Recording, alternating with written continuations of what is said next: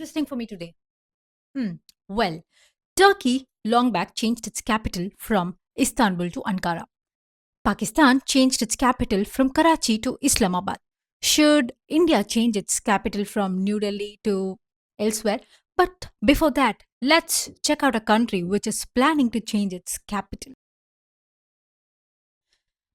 Iran is both defended and constrained by its geography. North of Tehran is the Alborz Mountains, which keeps it little cool, but it is also lies in the earthquake-prone zone.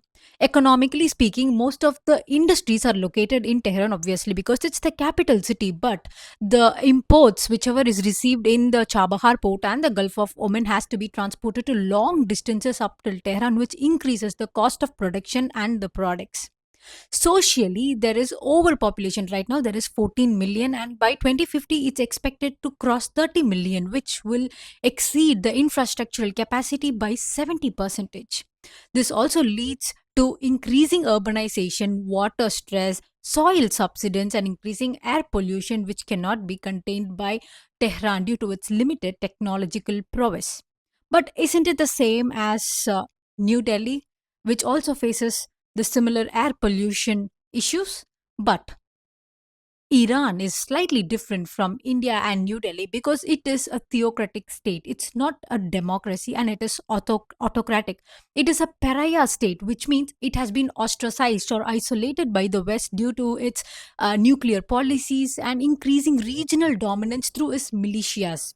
It's trying to create instability in the region because of its Hamas and other militant groups. Also, there is no free and fair elections, suppression of dissent, and the people do not have free rights. So it's a theocratic state. That is, its polity is being run by the supreme leader. You might not have heard of the president and the prime minister a lot because they are all just nominal players. The real head is the supreme leader who is elected for appointed for life. And so whereas in India it is a democracy, so it the power lies with the people. Any move, it has to be brought with the voting through its representatives, and that's when a move is made. But it's not the same in Iran. Everything is autocratic by the supreme leader. That makes it more prone to protests and dissatisfaction with the people. And so Iran fears there could be massive protests that could bring about a change in the regime of Iran, much like the Arab Spring in Tunisia, northern Africa.